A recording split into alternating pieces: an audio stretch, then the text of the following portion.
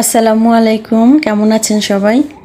আলহামদুলিল্লাহ, আপনাদের দোয়ায় আল্লাহর অশেষ রহমতে এখন অনেক ভালো আছি। আমি মাঝে বেশ কিছুদিন খুব অসুস্থ ছিলাম। অসুস্থ হলে আসলে বোঝা যায় যে সুস্থতা কত বড় একটা নিয়ামত। কথাটা কত ভাগ যে সত্যি সেটা আসলে যে অসুস্থ হয় একমাত্র সেই জানে। অনেক দিন অসুস্থ থাকার পরে আবার সেই ব্যস্ত জীবন শুরু হয়ে গেল। আসলে এটাই নিয়ম, অসুখ বিসুখ রোগবালাই থাকবেই, কিন্তু আবার সেই কাজেই ফিরতে হবে, আর কাজের মধ্যে থাকাটাই ভালো। তো কথা বলতে বলতে কিন্তু আমার 2-3টা রুটি ভাজা হয়ে গেছে, আর রুটিগুলো যখন এভাবে ফুলে ফুলে ওঠে তখন কিন্তু মনটাও ভালো হয়ে যায়। তো যাই হোক, আমি সবগুলো রুটিও ভাজছি এখানে, আর পাশের চুলে আমি ডালটা সেদ্ধ দিয়ে দিয়েছি, কারণ রান্না শেষ করে আবার বাবুকে নিয়ে স্কুলে যাব। বড়টাকে তো সকালে দিয়ে এসেছি। আর পাশে আমি ডালটা নামিয়ে আলু ভাজি দিয়েছিলাম, সেটাও প্রায় হওয়ার মধ্যেই। তো নাস্তা বানানো যেহেতু শেষ, টেবিলে দিয়ে দিলাম। আর ছোটোটাকে খাওয়াই দিব আমি এখন। এটা হচ্ছে পেঁয়াজ মরিচ ছাড়া ডিম ভাজা। এটাকে আমার ছোটো মেয়ে বলে ঘ্যাতলা ডিম। জানি না এই শব্দটা কোথা থেকে আবিষ্কার করছে। ও সবসময় বলে যে মামাকে ডিম ঘ্যাতলা করে দাও, তার মানে পেঁয়াজ আর মরিচ ছাড়াই ওকে ভেজে দিতে হবে।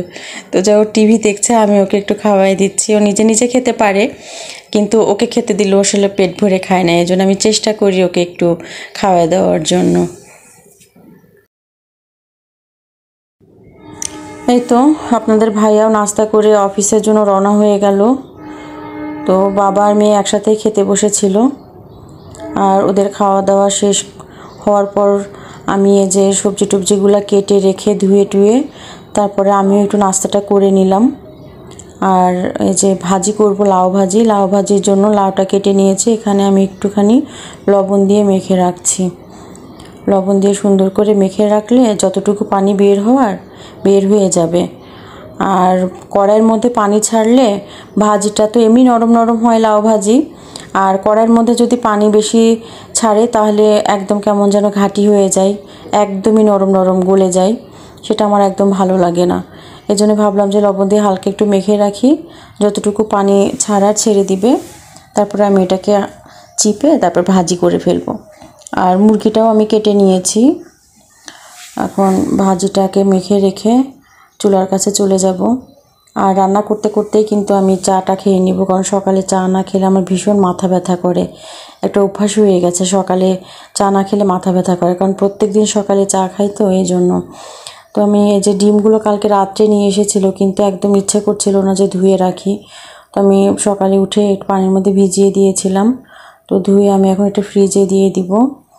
আর এই যে আমি মাংসটা রান্না করব, তবে মাংস কিন্তু আজকে আমি রান্না করব কোনো গরম মশলা ইউজ করব না। আজকে আমি ধনিয়া পাতা দিয়ে মুরগির মাংসটা রান্না করব, আমার কাছে খুব ভালো লাগে। পাশের চুলে আমি ভাজিটা উঠিয়ে দিয়েছি। তবে অনেকেই কিন্তু ধনিয়া পাতা ব্যবহার করলেও গরম মশলাটা ব্যবহার করে, গোটা গরম মশলা।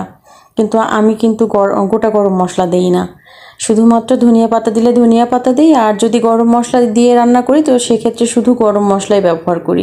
যে কোনো একটা ফ্লেভার আমার ভালো লাগে, আরেকটা ফ্লেভারের মধ্যে আরেকটা ফ্লেভার অ্যাড হয়ে গেলে আমার কাছে খুব একটা ভালো লাগে না। এই জন্য আমি আগে মাংসটা দেওয়ার আগে সুন্দর করে কষিয়ে নিব। আর কষানো হয়ে গেল, আমি সুন্দর করে এখন কষানো মশলাটার সাথে মাংসগুলোকেও কষিয়ে নিব। মাংস যত বেশি কষানো হবে তত বেশি টেস্ট হবে।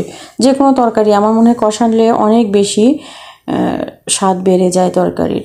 আমার ভাজিটাও কিন্তু একদম হওয়ার মধ্যেই, ভাজিটাকে আমি নামিয়ে রাখবো। আর এদিকে আমি ঢাকনা দিয়ে রেখেছি। মুরগির মাংসটা সিদ্ধ হতে তো বেশি দেরি লাগবে না। এদিকে ভাজিটা হয়ে গেছে, ভাজিটা নামিয়ে নিলাম। সকালের কাজগুলো আসলে ভীষণ তাড়াহুড়া করে করতে হয়। দুপুরে খাওয়া দাওয়া করে একটু রেস্ট নিয়ে 2 মেয়েকে নিয়ে আবার এই যে কোচিংয়ে যাচ্ছি।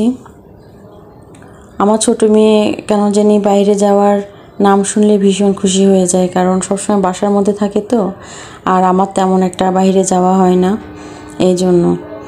তো যাই হোক, ও একবার নেমে যেতে চেয়েছিল, কারণ 2nd ফ্লোরে হয়তো কেউ প্রেস করে চলে গিয়েছিল, লিফটটা খুলে গিয়েছিল, ভাবছে যে এখানে নামবো। তো যে দেখেছেন কি ভীষণ রোদ, এই রোদের মধ্যে বাচ্চা কাচ্চা নিয়ে কোথাও বের হতে আমার একদমই ভালো লাগে না।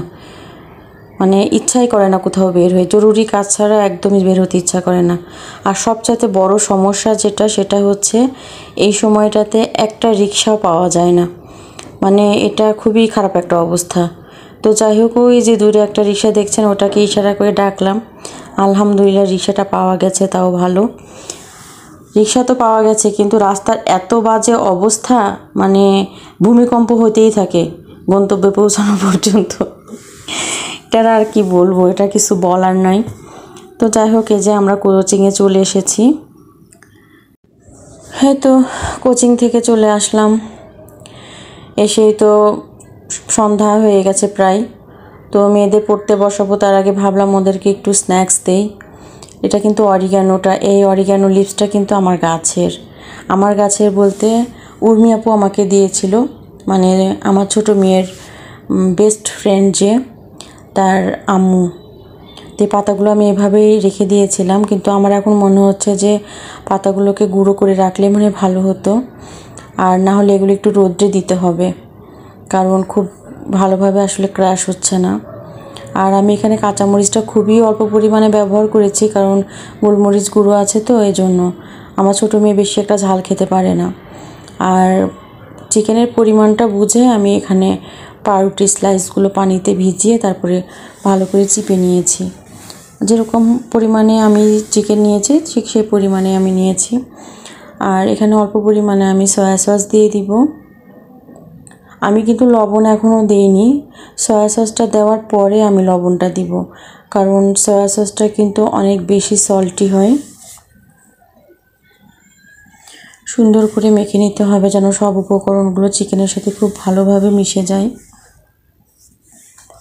আর এই চিকেন বলটা আমি বানাচ্ছি দুটো উদ্দেশ্য। এক হচ্ছে ওদেরকে আমি এখন খেতে দিব, আর বাকিটা আমি কিন্তু এয়ারটাইট বক্সে রেখে দিব, সকালে ওদেরকে আমি টিফিনে দিব। তো যাই হোক, এখানে আমি একটু লবণ দিলাম আর কর্নফ্লাওয়ার দিলাম। লবণ আর কর্নফ্লাওয়ার দিয়ে আমি আবার সুন্দর করে একটু মেখে নিব। আর একদম এই মিক্সচারটা যখন সুন্দরভাবে মাখানো হয়ে যাবে, তখন আমি এর মধ্যে একটু লেবুর রস দিব। আর একদম শেষ পর্যায়ে বলতে যখন চিকেন বলগুলো আমি বানাবো ঠিক তার আগে, এই যে আমি এখন একটুখানি তেল দিয়ে নিচ্ছি। আমি এখানে 1 টেবিল চামচ পরিমাণ তেল দিয়ে নিয়েছি। এটা আসলে বানানো অনেক সহজ। আর সবচাইতে বড় কথা যে বাচ্চাদের যে কোনো খাবার বাড়িতে বানিয়ে খাওয়ানোটাই ভালো, স্বাস্থ্যসম্মত। আর কি থাকছে কি দিচ্ছে না একদম পুরোটাই আপনার হাতে থাকে।